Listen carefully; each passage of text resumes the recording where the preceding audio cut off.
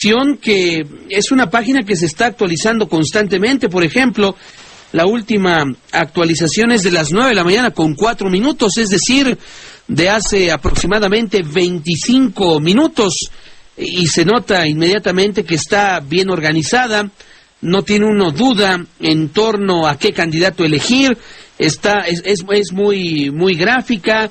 Y sobre todo lo que me llama la atención es la participación que tiene la gente en esta página de internet, que ya en su momento el maestro Enrique Krause comentó aquí en Monitor, y también la participación de José Manuel Villalpando. Así es.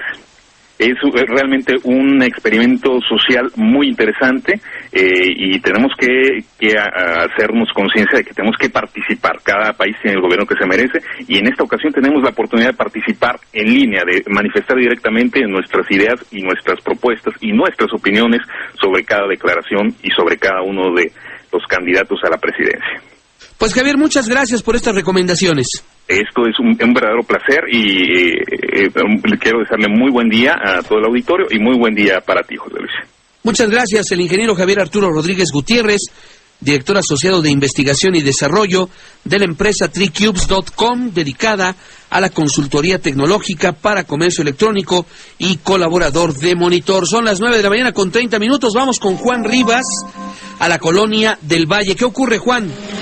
Hola, Pepe, ¿cómo estás? Gracias, muy buenos días. Y es que se ha registrado aquí un choque en el que nuevamente se ve involucrada una camioneta de traslado de valores de la empresa Compañía Mexicana de Traslado de Valores SARCB con el número económico 1918. Lamentablemente hay 5 personas lesionadas, Pepe. Ya Monitor estuvo platicando con algunos testigos de este choque aquí en la colonia del Valle Norte.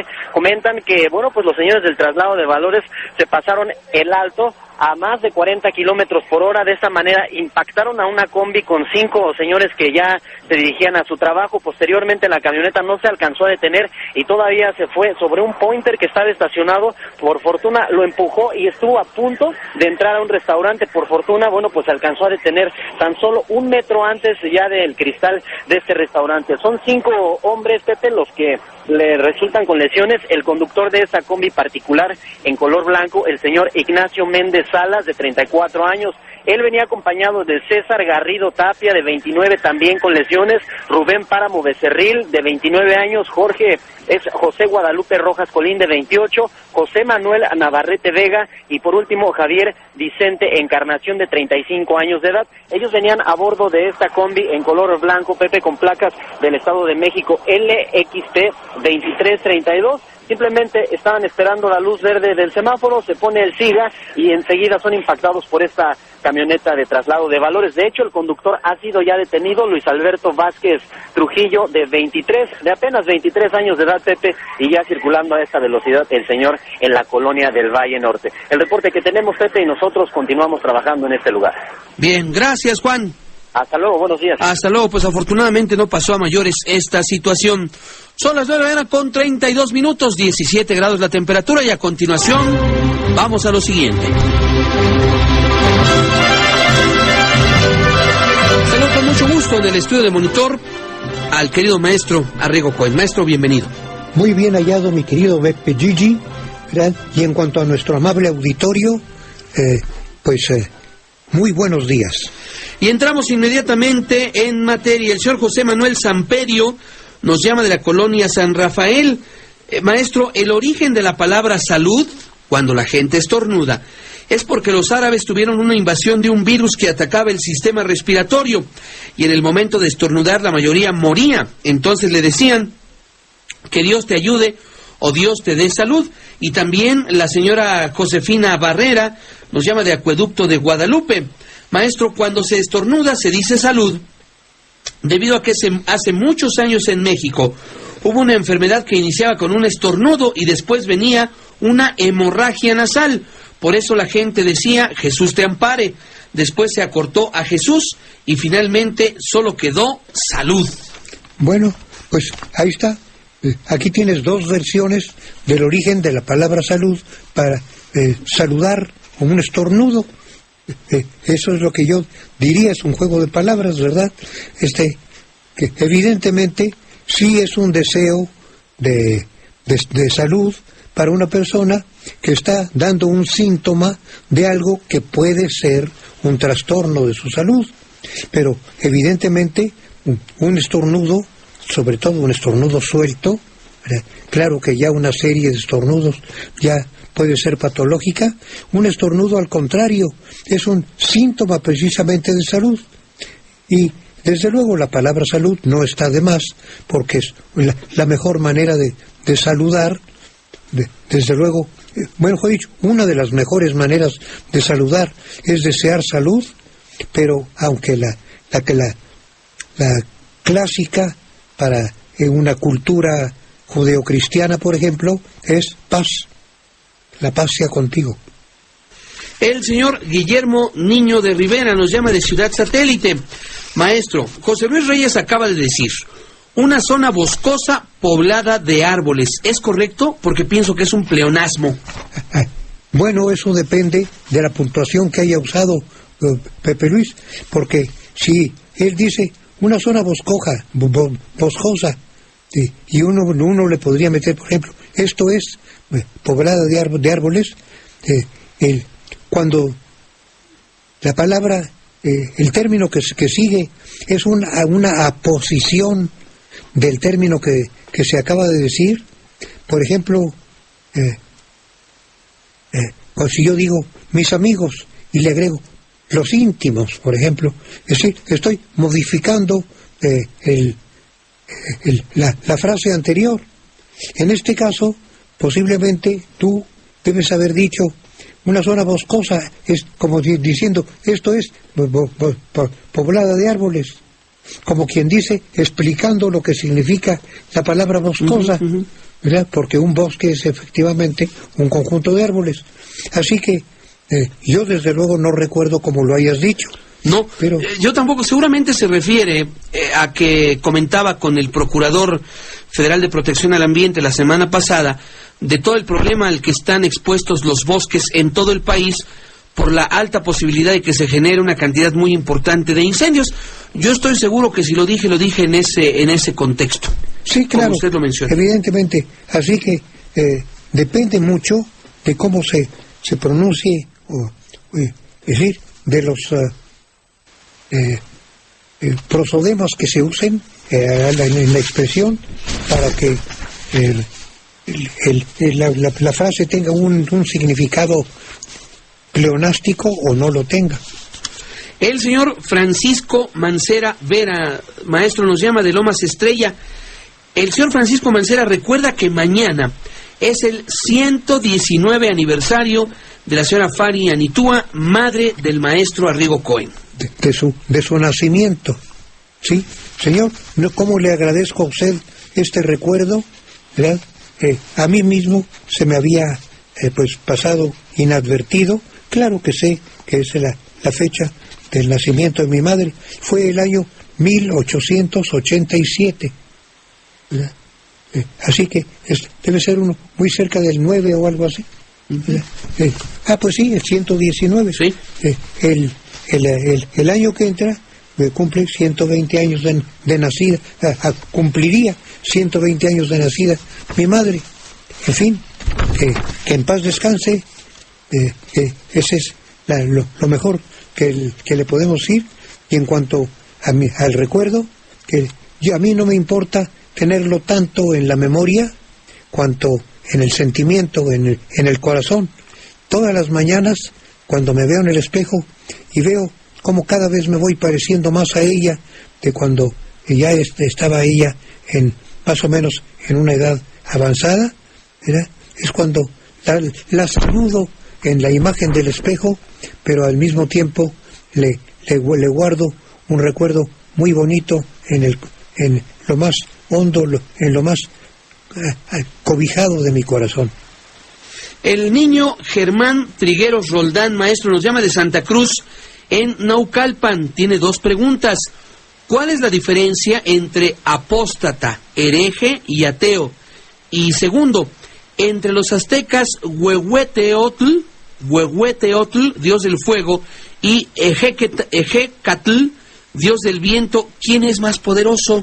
Bueno, vamos a ver. La diferencia, Apóstata es el que se niega a aceptar un dogma, cualquiera de ellos. Eso es un apóstata. No es necesario que sea, digamos, un individuo que se niegue a seguir una determinada religión en general. Basta con que se niegue a aceptar uno de los postulados. Vamos a suponer, en el catolicismo, diga, por ejemplo, no creo en la doble naturaleza humana y divina de Cristo. Eso sería un apóstata. O que no creyera, vamos a suponer, en el dogma de la Inmaculada Concepción, o en el dogma de la Trinidad, cualquiera de ellos. Una religión tiene varios dogmas. El apóstata es el que se niega a seguir uno o más de ellos, pero que sigue en la ortodoxia de esa religión. Ahora, en cuanto a hereje, ese es el que nunca ha tenido determinada religión. Respecto a esa religión, es un hereje. Y el otro, ateo, ateo es, como su nombre lo indica, es la persona que no tiene un concepto, que no cree en que haya una divinidad llamada Dios, que además el tipo de Dios en la cual no crea puede ser de muchísimas maneras, porque los hay que son ateos en el sentido del deísmo, que conciben un Dios providente, omnipresente, perfecto, y otros que simplemente conciben simplemente un creador del universo. Es que cada quien puede pensar, no creo en una divinidad de tal y tal tipo de perfecciones, y ese sí es un ateo. Sencillamente él no cree en Dios, pero cualquiera que sea el concepto de Dios que tenga otra persona. Y un hereje es el que atentaría incluso contra la propia religión que dice profesar. Otra vez no te entendí. Sí, que un hereje es aquel que podría atentar en contra de la religión que dice profesar. No, bueno, desde luego, porque ha habido desde luego individuos que han proclamado determinada herejía, ¿verdad? Y entonces, lógicamente, por ejemplo, un tal Arriano en una época hizo mucho escándalo, y hubo individuos antiarrianos, y hasta creo que hubo un concilio o varios concilios contra el arrianismo, ¿verdad? En fin, sí, efectivamente, una herejía puede ser precisamente una, una religión aparte de la ortodoxa. Y respecto a la segunda parte de la pregunta. Aquí dice de Huehuete, ahora verás, dice que, en primer lugar, Huehueteotl no es Dios del fuego. Dios del fuego sería Xuteotl, porque Xu es fuego.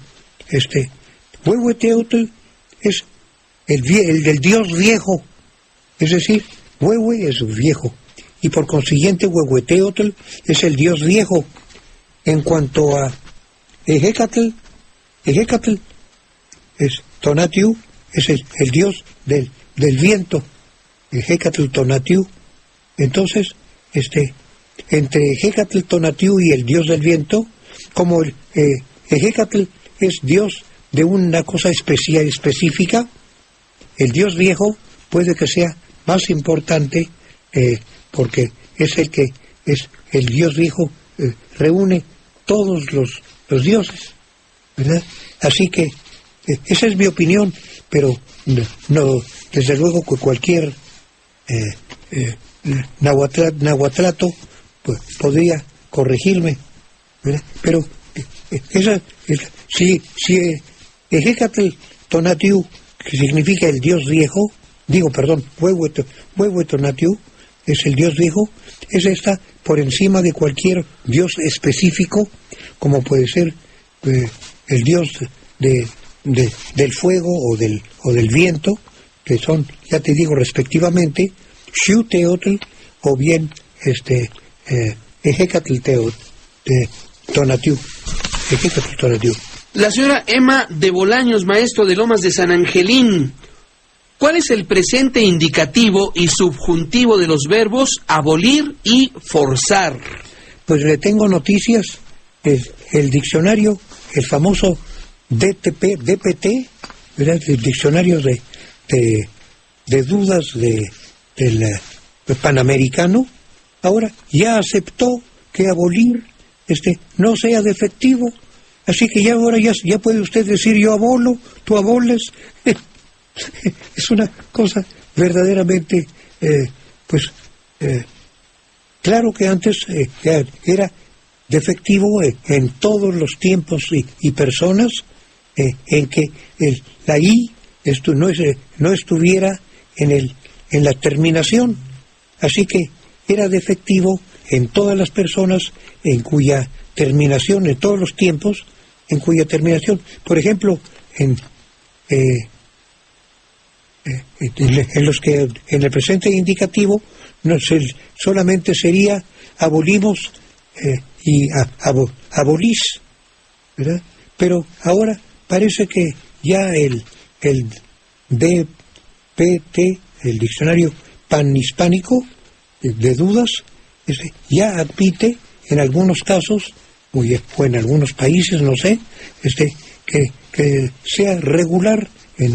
Así que eso para mí también fue una verdadera sorpresa. En cuanto al verbo forzar, no, ese sí sigue siguiendo la regla de que cuando en la parte radical está el acento, entonces sí, diptonga, y se dice yo fuerzo, tú fuerzas, él fuerza, pero nosotros forzamos, vosotros forzáis, y después ellos fuerzan. Sí, siempre que el acento cae en la parte radical, diptonga. El señor Antonio Popo nos llama de la unidad del Oasis en Coacalco. Maestro, ¿el que usamos para bañarnos es zacate o estropajo? Bueno, ahí sería la cuestión. ¿Cuál usa usted? ¿Un manojo de hierbas o una hierba? Es decir, el resto de una hierba que está, digamos, me parece como el esqueleto de otra. Si es un manojo de hierbas, que son fibras sueltas, entonces se llama zacate, porque efectivamente en los zacates con que uno se baña están hechos con fibra seca de varias hierbas o de una sola que hayan escogido, que sea bastante, pues digamos, rasposita. Pero también hay unos disquezacates que está mal usado el nombre, que son de una sola pieza y que son lo que queda después de que ha perdido una cucurbitácea. Una cucurbitácea es una planta de la familia de los pepinos, ¿verdad? Que cuando se seca queda una especie como de esqueleto ¿verdad? De toda la inervación y esa es bastante raspota, ¿verdad? Pues y esa es de una sola pieza y eso también se usa, así que ya eso es lo que se le llama estropajo.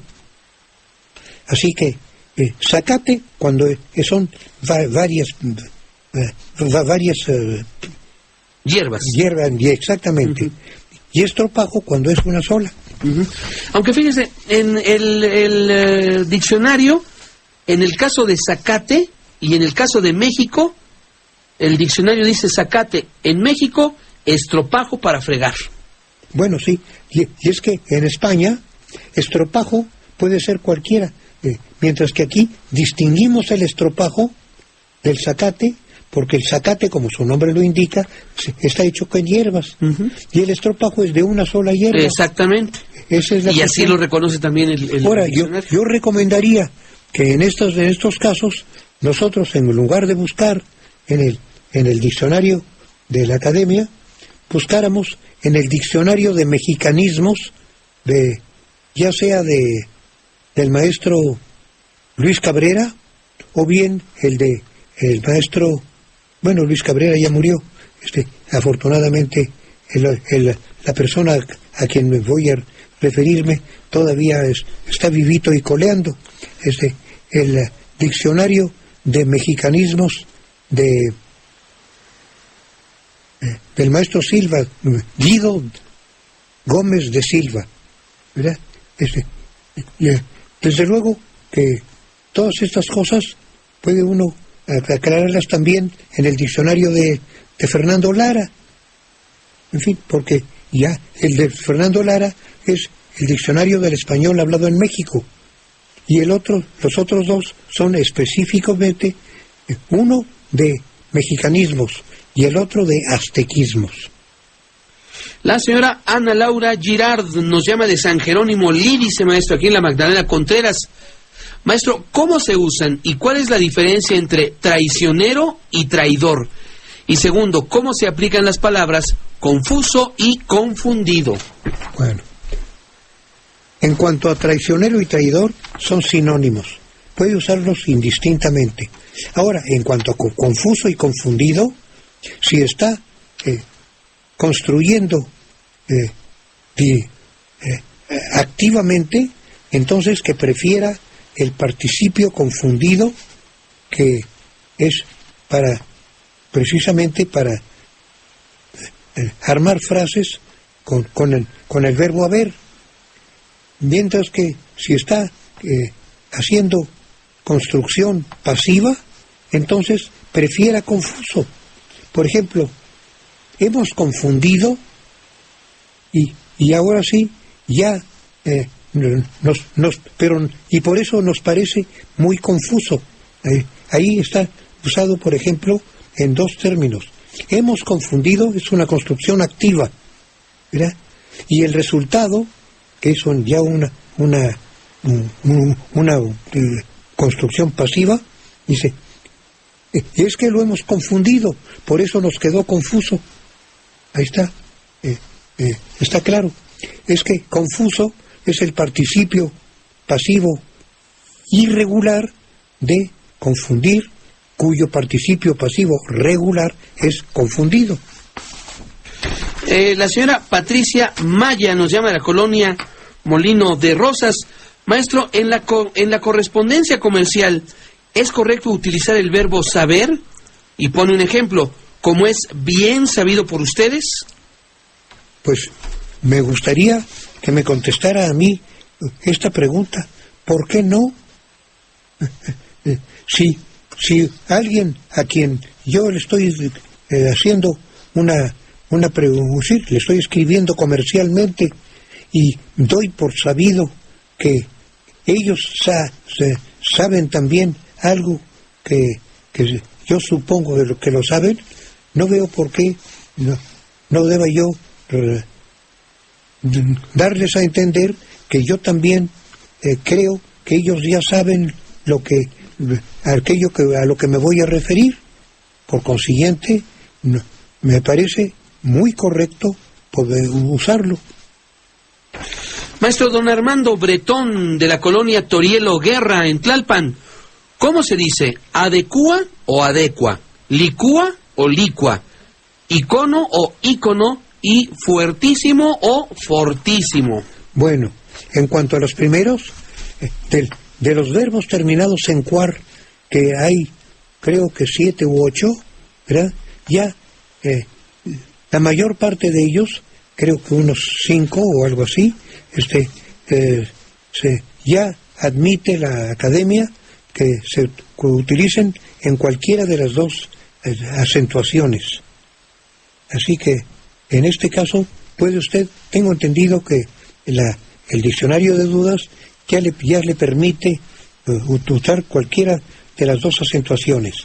Ahora, en cuanto a icono o ícono, prefiera usted icono con el acento en la segunda sílaba.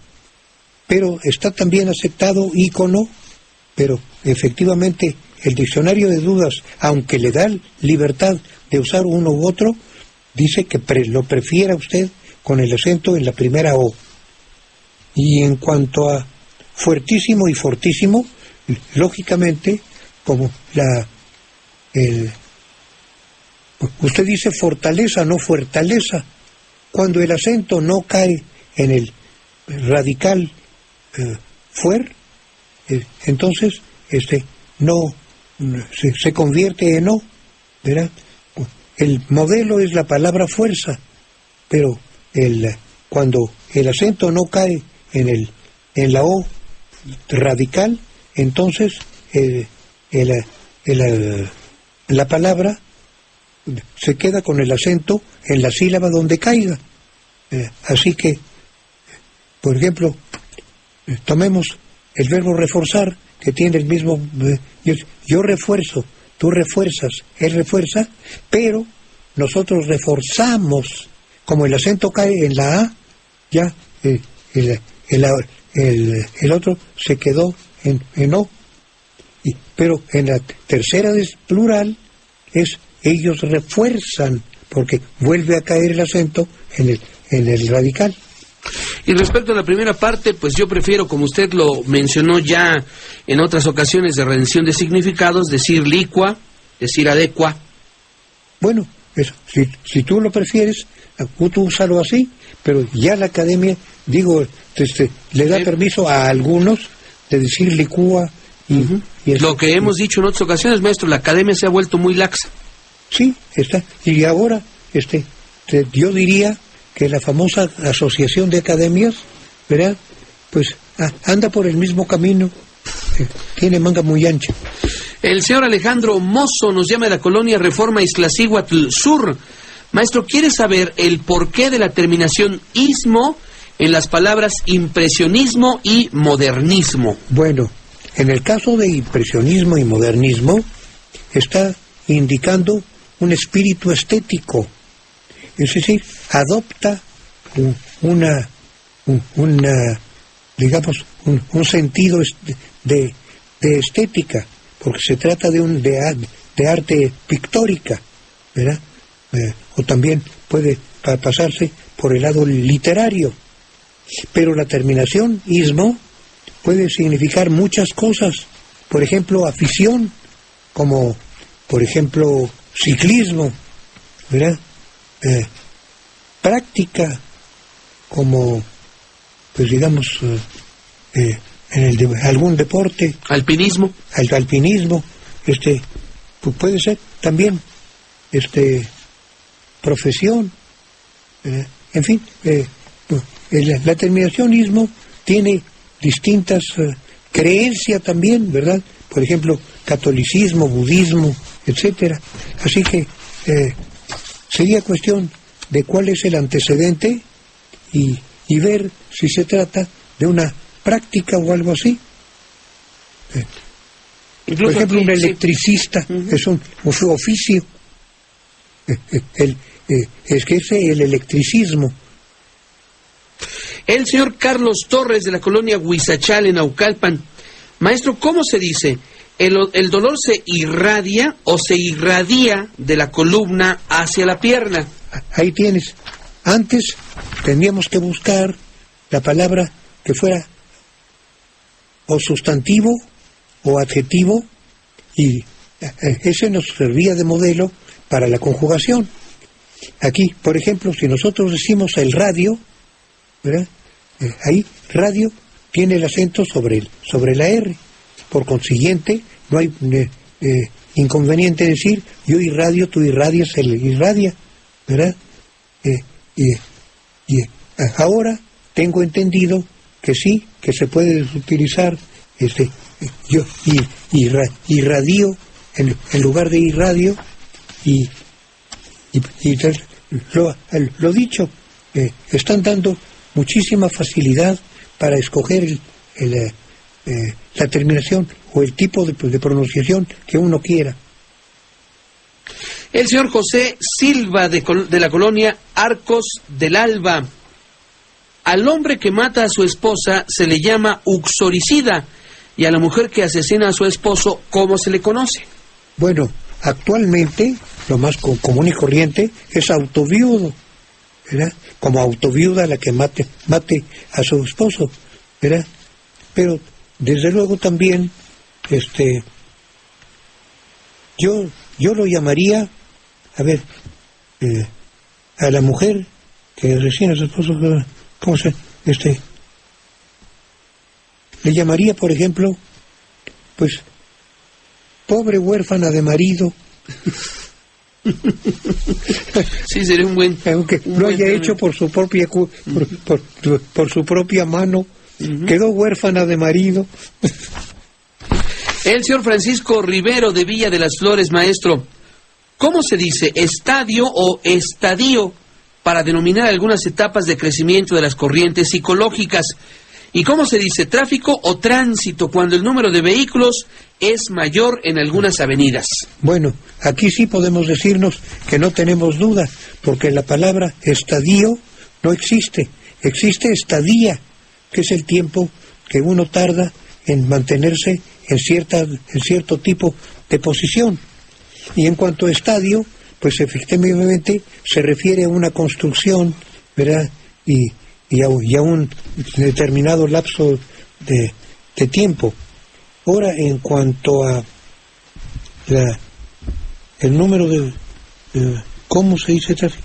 No, bueno, evidentemente, el tráfico es la compraventa de bienes, y el tránsito es el ir y venir de vehículos o de personas, ¿verdad? Y además hay otra palabra también parónima que se parece, que es tráfago, que es cuando el ir y venir ya sea del comercio o del ir y venir de personas, se complica cuando se congestiona, entonces se llama tráfago.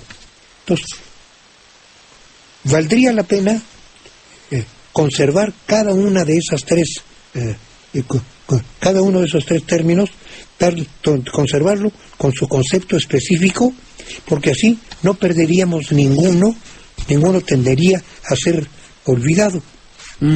Entonces, en el caso muy específico de que el número de vehículos que estén transitando no tiene nada por una arteria, no tiene nada que ver con el tránsito, porque puede transitar un número ínfimo de vehículos, ¿verdad?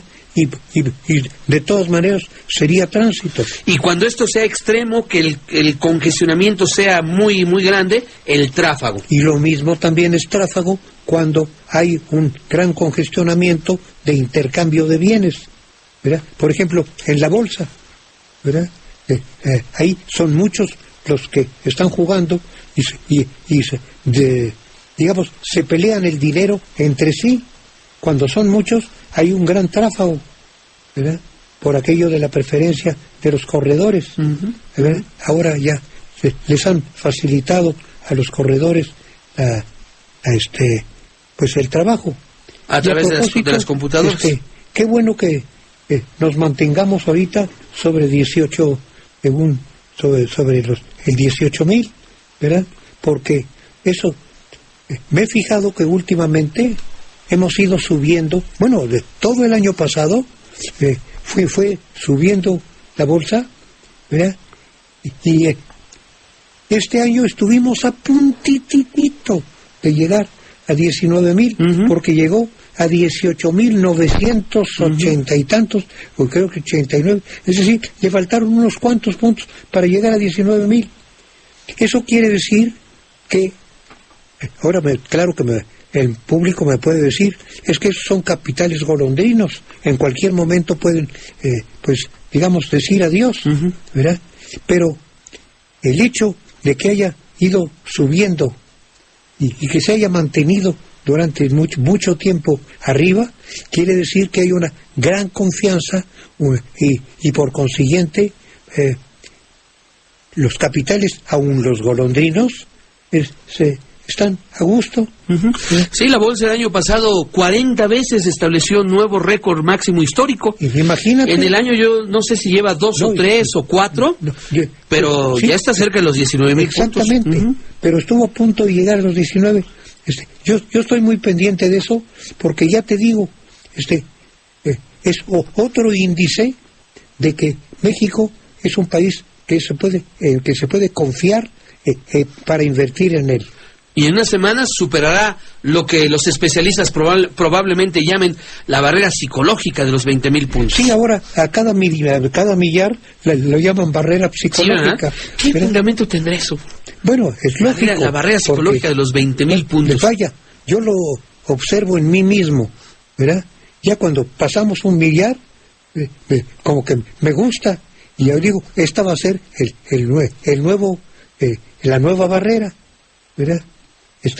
Ahorita, por ejemplo, la barrera psicológica fluctúa entre digamos, el 18,500 y el famoso 19,000. 19,000, sí, que ya no tarda. El señor Carlos Gutiérrez, maestro, ¿cómo se dice? ¿Habrán muchas sorpresas o habrá muchas sorpresas? Bueno, es lógico. Si usted lo lleva al presente de indicativo, caerá en hay muchas sorpresas.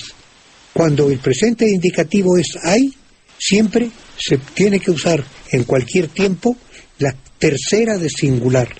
Por consiguiente, habrá es la tercera de singular, aunque las sorpresas sean muchas, ¿verdad? Así que esa es la regla. Cuando tenga usted ese habrán o habría habido, o en fin, todo eso, tráigalo al presente, y si el presente es hay, entonces siempre estará bien conjugado en tercera persona de singular.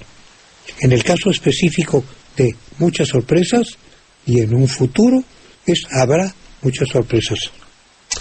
Maestro Rigo Cohen, le agradezco mucho que haya platicado con el auditorio de Monitor en este sábado. Ya sabes que el agradecido soy yo, y te invito a que le deseemos a nuestro amable auditorio para este fin de semana que sea una feliz transición de semana. Muy bien, muchas gracias, maestro Rigo Cohen. Son las 10 de la mañana con 7 minutos, la temperatura 17 grados Celsius en esta luminosa mañana del sábado 21 de enero del año 2006. Siga usted con nosotros aquí en Monitor.